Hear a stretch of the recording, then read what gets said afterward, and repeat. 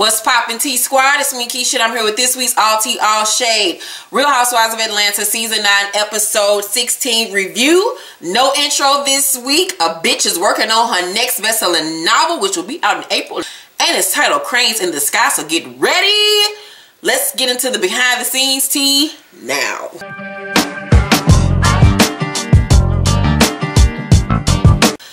The only story I have for you all this week is about Porsha. After last week's episode, she got on Instagram Live and had this to say. Said that I mentioned Shamia, and I didn't. So why lie? Why exaggerate? It's ridiculous. But nothing but to add to her storyline. Yes, she has other things to talk about.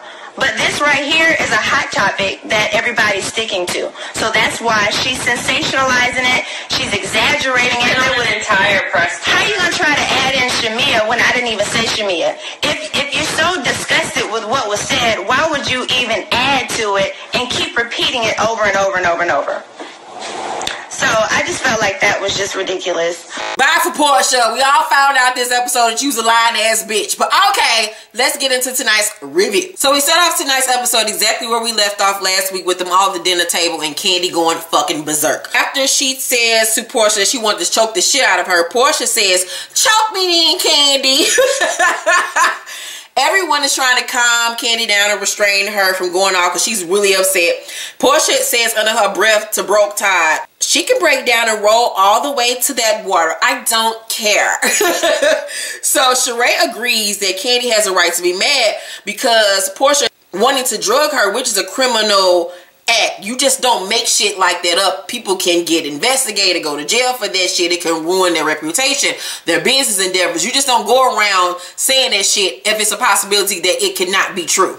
Todd, Phaedra, and Kenya are all trying to calm Kandi down, and as they're trying to calm her down, Phaedra says to Todd, I mean, you've done crazy shit to me. And Todd said, but I've never lied on you. Like, what the fuck are you talking about? Which is the 100% truth. You owed that man money and didn't fucking pay his ass. Shut the hell up, donkey booty.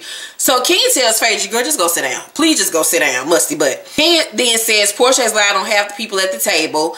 Cynthia breaks it all up by saying, a lie is a lie.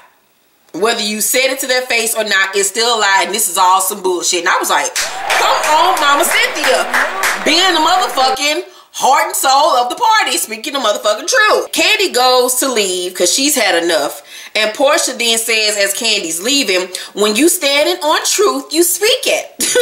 Kandi then says, she was trying to talk to one of my other friends that same night and told her she wanted to have sex with her husband too. You freak. You know you did it, lying ass freak hoe. You got a freak hoe sitting next to you. You better watch out. And I was like, freak hoes. Freak hoes. Hey, bounce your ass, make your knees touch your elbows. Freak hoes. Hey, freak hoes. Hey, bounce your ass, make your knees touch your elbows. Come on. Hey, I ain't heard nobody call somebody a freak hoe since I was in motherfucking high school.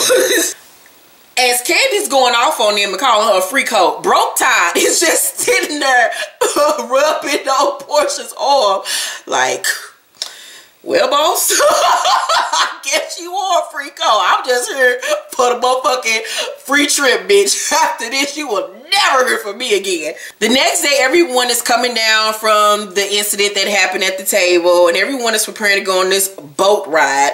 Kandi doesn't want the drama, so she calls Phaedra and tells her that she doesn't want Porsha on the boat. Phaedra agrees that they need time apart, and she'll relay the message.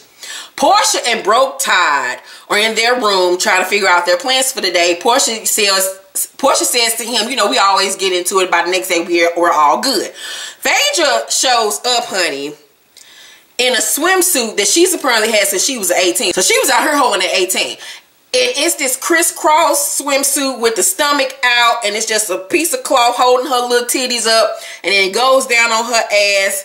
And Porsha's like, oh, girl, where you going with that nasty booty? Where you going, girl? Phaedra comes in and she was like, girl, child, you know, this is some little nasty little piece I had since I was 18. And also with this old little 18 fish swimsuit. And so she get the bend over top. So, girl, I mean, it's just swallowing all up in my ass, girl. I ain't even put no lotion on this thing. And she gets the lotion in her ass. And all up in the crack of her booty, just lotioning her butt. Mind you, she got in this swimsuit, y'all, with just a little wrap around her waist. Broke Tide is sitting right in front of her, so when she bending over, he's seeing all her titties and shit while she up there massaging, lotioning to that KFC booty of hers, looking like it smelled like motherfucking fish and chicken in that bitch. And I'm like, what woman that ain't fucking another woman in that room is going to sit up there and allow her friend to be massaging, lotioning her ass crack in front of her man?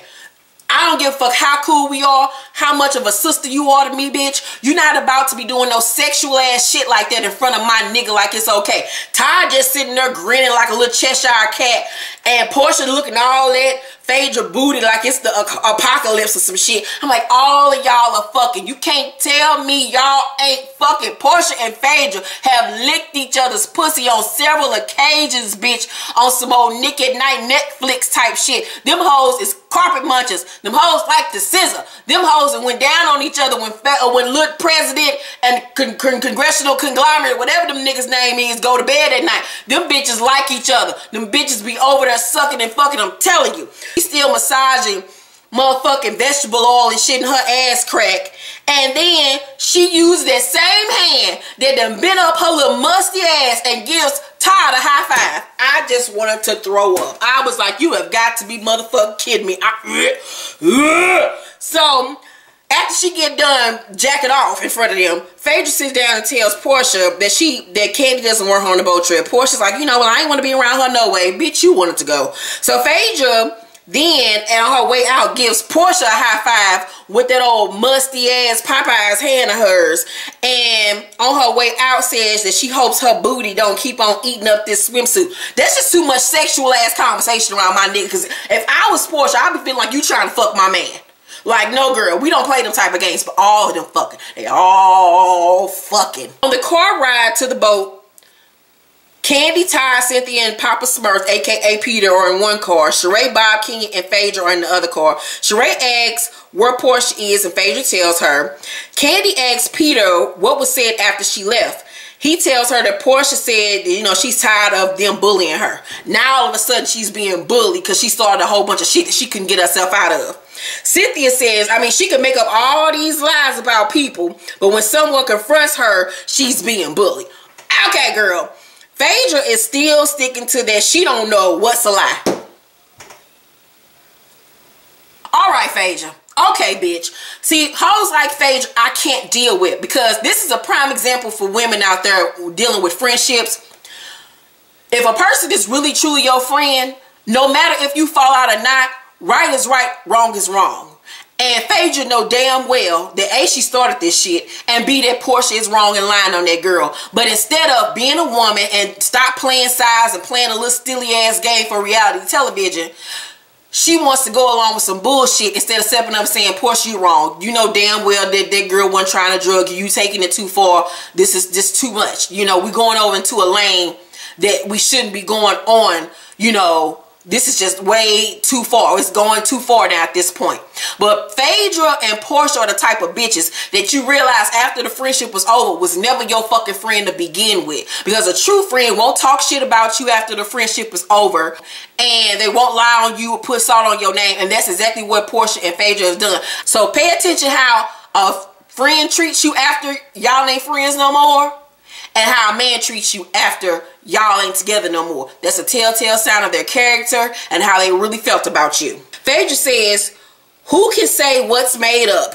Kenyon says, if you keep asking a person for proof and they can't give it to you, then they're obviously making it up. Shereé says in her green screen, Kenya, you are wasting your breath. Phaedra can see Porsha rob a bank, get caught on a security camera, get handcuffed coming out, and Phaedra will be like, she was just making a deposit. I mean, because at this point, them two hoes got each other's back no matter what. They are not turning on each other no matter what. They are all they got at this point. Cynthia says, at the end of the day, I don't believe shit Porsha is saying about you, Kandi, so you ain't got to worry about it.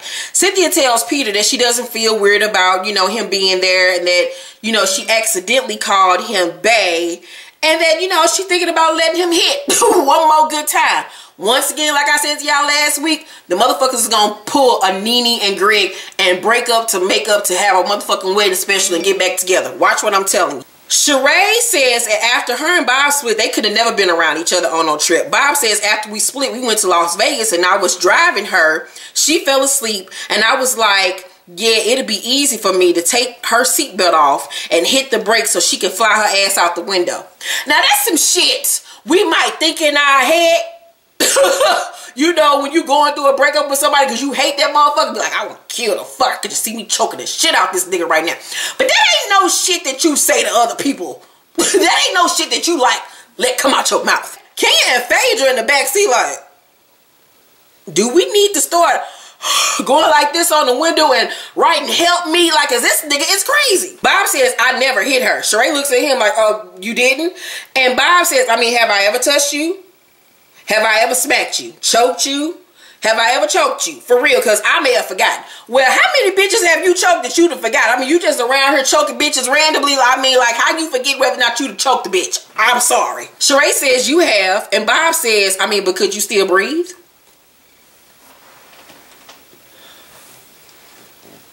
Oh, all right, Ike.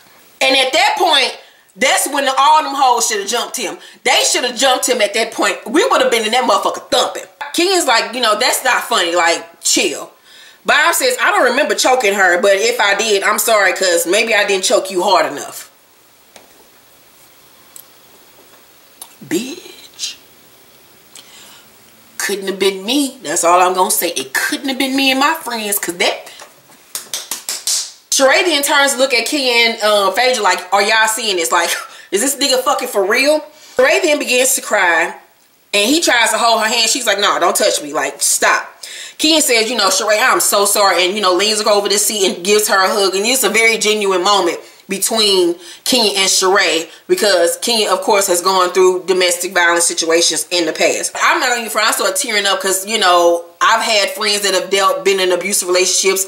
I've been hit by a man once before. This shit is not that deal. Like, no fucking bueno. Abuse is not okay. I've seen my father hit my mother when I was a child, and that shit left scars on me all throughout my childhood going into my adulthood. That's just something that is not okay under no circumstance. Never let a nigga hit you. If he does it once, he'll potentially do it the fuck again. Phaedra in the back seat mouthing the Bob, say you fucking sorry. Say it. Say sorry.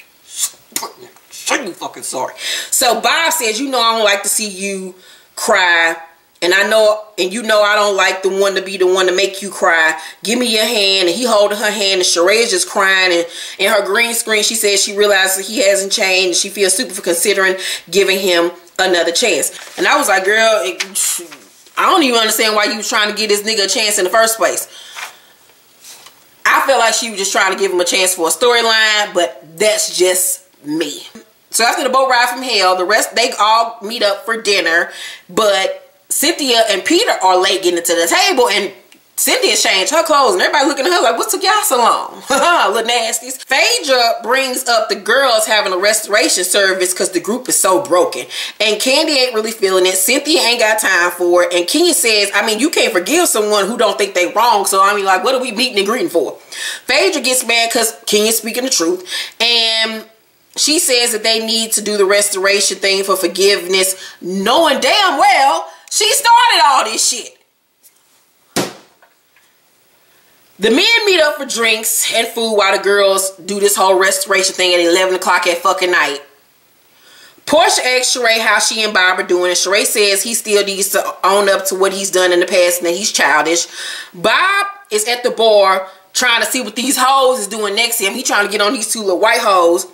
And he's, you know, telling Peter, like, I can't really see what's going on that way, you know, how it's looking. And Peter says to him, you know, regardless of me and Cynthia not working out, there's still a respect level and a friendship there. Basically telling him, y'all might not be together on paper, but you still have to respect this woman enough not to try to talk to some other women while you on a trip with her. You fucking slime ball, you grease bucket. Ew, you fucking suburban with no motherfucking AC, you big bitch. Kandi knocks on the door and Porsha says, oh Lord, now here come the people I don't like. Phaedra tells Kandi what Bob did to Shereé in the car. Bob is with the man and he admits that, you know, he fucked her up in the past. Like, he really emotionally physically fucked her up in the past and that he feels guilty about it. Porsha says to Shereé, have you and Kenya talked about that what she brought up to you, meaning when her and Kenya had that argument episodes back about abuse? Shereé says no, but she's going to bring it up that night. And I'm like, what you bringing up? Because you was the one started that whole conversation. You the one that made fun of abuse. But okay, let's pretend like you didn't. Kenya and Cynthia show up. Phaedra explains what restoration is. Like she Dr. Martin Luther King or Malcolm X somebody. And Kandi started laughing like, who this bitch thinks she is? Louis Farrakhan? Girl, sit down. So Phaedra brings up Shereé crying earlier over the Bob situation, and Shereé tells Kenya, you hit below the belt when you said your ex that used to beat your ass.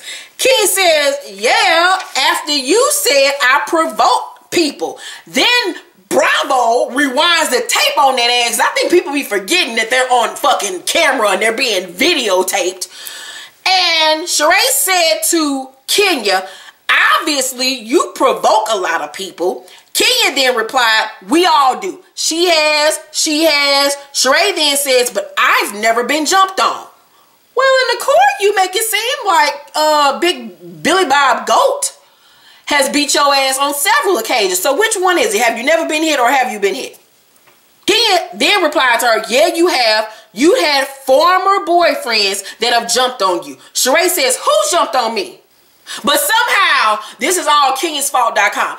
I'm so tired of these people trying to blame everything on Kenya. Kenya has her faults. I have said this millions of times. Now I've called Kenya out on her bullshit. I call all these hoes out on their bullshit because I don't favor none of these hoes over the other one. But let's stop trying to point fingers at this girl every time something goes wrong so you can have a fucking storyline. Because everybody knows, Shereé, you started that whole conversation about abuse. You tried to make fun of Kenya and make fun of the fact that Matt broke out her shit and tried to blame her for him doing it, which was fucking wrong. Because despite what Kenya does, nobody has that much control over you to where you go and do what he did to her shit.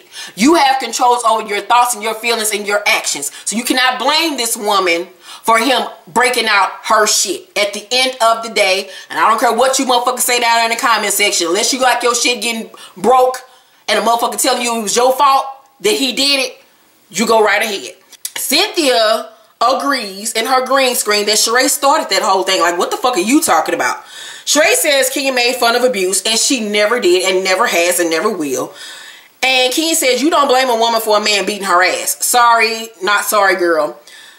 Phaedra tells them that I feel like it was lost in translation somewhere and for them to agree not to agree. Just agree not to agree. At this point, it's 12 o'clock in the morning. Everybody's sitting there because nobody else got shit to say. But then Porsha says to Kandi, when you were crying, whether it was real or fake, that's where you started off wrong right there. How you gonna start off a conversation with an insult?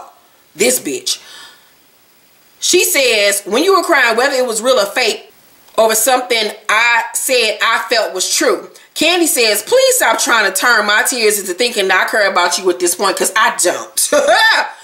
What you said was made up. It's sad that we've even come to this place because I've supported you more than everybody, which the fuck she did. And then they show vignettes of when she supported her after her divorce, when she supported her with her trying to be singing career and, you know, putting her in her stage play and everything. Kandi says, after all that support of you, it took one thing of her saying that I said you had sex with somebody that you did have sex with for you to throw me under the bus and continue to throw me under the bus and continue to make up shit about me. And if that ain't the God side of the truth, y'all better start having discernment over these bitches like you have discernment over these niggas. Because you have to start discerning whether or not hoes is really your friends or not. Because hoes will shit on you worse than some of these niggas will. Porsha then says, I mean, whether we were friends in the past, when you take low blows and say stuff about me, I'm going to say something about you.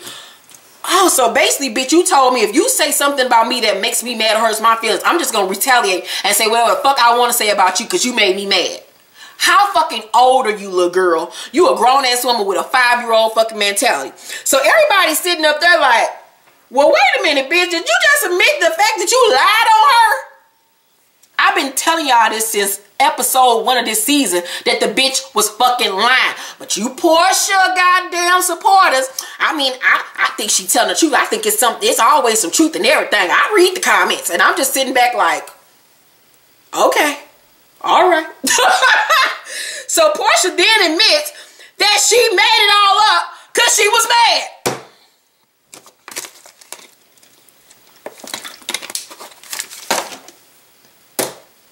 But alright, after then admitting that she fucking lied, as if that wasn't fucking wrong, and she still didn't fucking apologize, Porsha then goes on to say to Kandi, I feel like your situation with Phaedra, she deserves an apology. Bitch, for what? Excuse you, bitch? Porsha says, you said she cheated on her husband. And I'm like, how you sticking up for a bitch that ain't even stuck up for you? This whole time she left you out to the motherfucking wolves to be attacked and never once defended your ass. She just let you sit up there and get slaughtered even though she started this shit. The reason why Phaedra is sticking to Porsha because she knows she is smarter than Porsha. She can outthink Porsha, and that Porsha is a fucking idiot and will do and say whatever the fuck Phaedra wants her to say. She knows she will have Porsha be her mouthpiece, take all of the motherfucking heat, and she sit back and her hands is fucking clean of it all. Genius, Phaedra. Genius. Kandi says that was not a lie. I didn't say you cheated on your husband. I said that you were talking to other guys before your husband went to jail. Phaedra says, well, I mean, I wasn't talking to other guys, meaning plural. Just one guy, not other guys, but just one.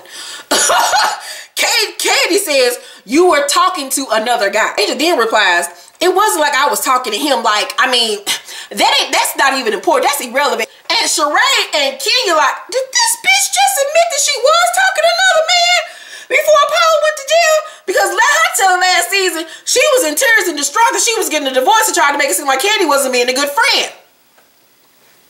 But these y'all girls, y'all ride with peanut butter and jelly all you want to. Phaedra brings up the Fed situation and Kandi explains that, you know, she thought that she did it because they had just gotten into it over something a few days prior. But she says, you know, I can acknowledge that I was wrong and I apologize. Bob is at the jewelry store the next day picking out jewelry for Shereé. She arrives and she's like, you know, is this a joke? You know, because what happened yesterday was not funny. My feelings are hurt.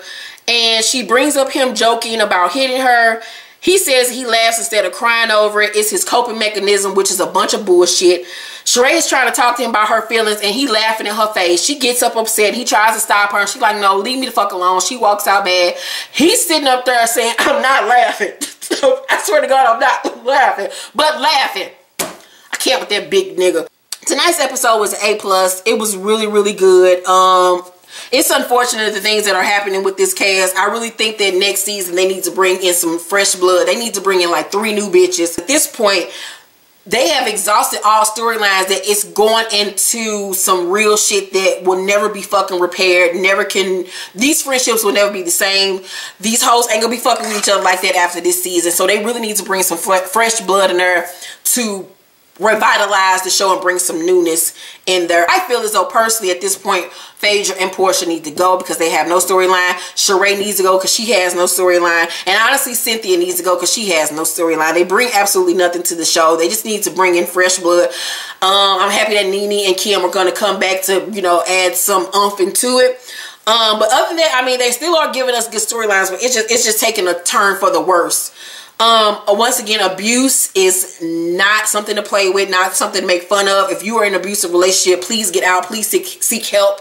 It is not healthy for you, especially if you have children. You do not want your kids growing up thinking that abuse is normal or okay. Please seek help. Please do not stay. Whether you're a man or a female, you do not let anyone put their hands on you under no circumstances. And that includes pushing, yoking you up, grabbing you by your arm.